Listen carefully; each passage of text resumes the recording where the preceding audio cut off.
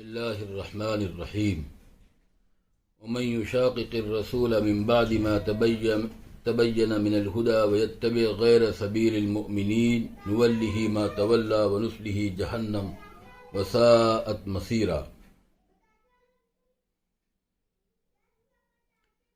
یہ قرآن کی آیت ایک طرف قرآن و حدیث کی اہمیت بتاتی ہے اور دوسری طرف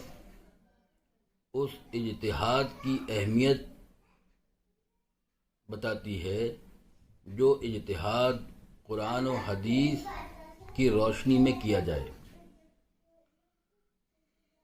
کیونکہ اگر صرف قرآن حدیث کی بات ہوتی تو وَمَن يُشَاقِقِ الرَّسُولَ مِن بَعْدِ مَا تَبَيَّنَ مِنَ الْهُدَى یہ بات کہنی کافی تھی، مگر یہ جو آگے اللہ رب العزت نے بات صاف کی اور اجتہاد کی طرف اشارہ کیا اور اس کی تعلیم دی اور اس کا مطالبہ کیا، وَيَتَّبِعْ غَيْرَ سَبِيلِ الْمُؤْمِنِينَ یعنی مسلمانوں کی جماعت نے جو قرآن و حدیث کے مطابق مرور زمانہ کے بدلاؤ کی وجہ سے قرآن و حدیث کی بات کو واضح کیا ہے، اس کے طریقے میں گنجائش دی ہے، اس بات کو سامنے رکھ کر کہ قرآن کا جو اساسی حکم ہے وہ باقی رہے، قرآن و حدیث کی بالکل خلاف ورزی نہ ہو، وہ جو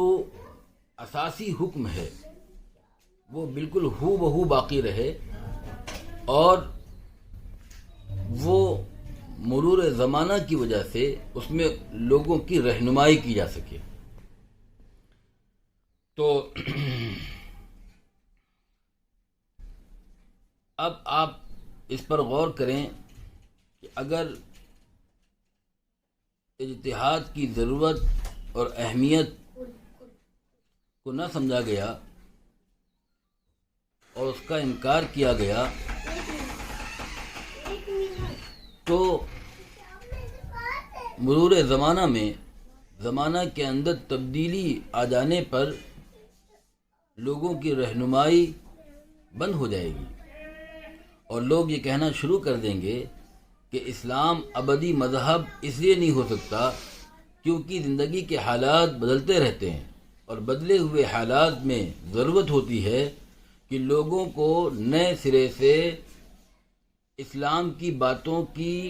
اور اس کو بجا لانے کے طریقوں کی وضاحت کی جائے۔ ہم اس کا جواب یہ دیتے ہیں اور واقعتاً یہی اس کا صحیح جواب ہے کہ اسلام کا جو مجموعہ ہے اساسات یعنی بیسک چیزوں کا مجموعہ وہ تو قرآن و حدیث ہیں۔ قرآن و حدیث اسلام کی اساسات یعنی بیسک چیزوں کا مجموعہ ہیں، اس میں کبھی تبدیلی نہیں ہو سکتی۔ اور رہی غیر اساسی چیزیں جن میں مرور زمانہ کے اندر بدلاؤ آنے سے یقیناً تبدیلیاں آتی ہیں، تو اس مسئلے کا حل صرف یہ ہے کہ اجتہاد کا طریقہ اختیار کیا جائے جو واقعتاً اس مسئلے کا حل ہے اور اسی لیے قرآن نے خود اجازت دی ہے، مگر اس کے لیے بھی یہ شرط ہے کہ وہ قرآن و سنت کی فہم والی ایک جماعت کا اجتہاد ہو، نہ کہ کسی ایک فرد کا، اور دوسری بات یہ کہ وہ اجتہاد اپنی اساسات قرآن و سنت کی روشنی میں ہو، اس سے ہٹ کر نہ ہو۔ اب آپ دیکھیے اجتہاد کی ضرورت اور اہمیت کو سمجھنے کے لیے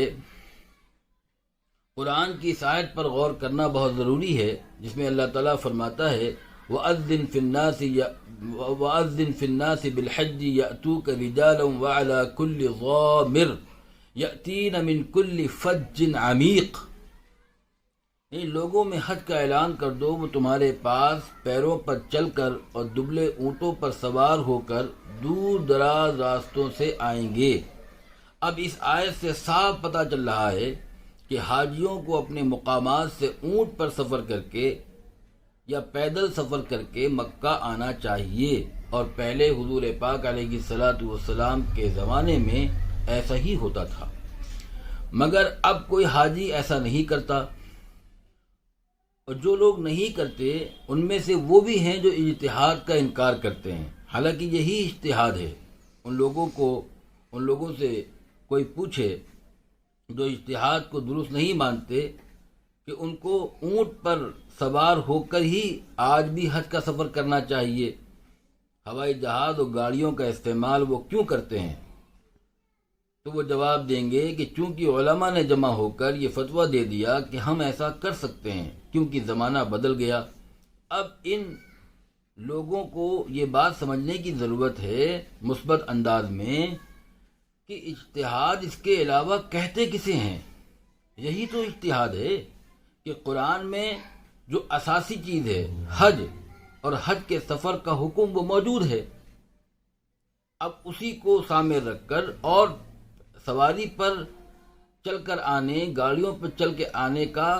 کی قرآن و حدیث میں ممانعت بھی موجود نہیں ہے، تو اب اس میں یہ اجتہاد درست ہے کہ اصل حج ہے، حج کے لیے چاہے پیدل چل کے جایا جائے، اچھی بات ہے، ثواب زیادہ ملتا ہے، یا اونٹ پر سوار ہو کے جایا جائے، یا پھر گاڑی اور جہاز سے جایا جائے۔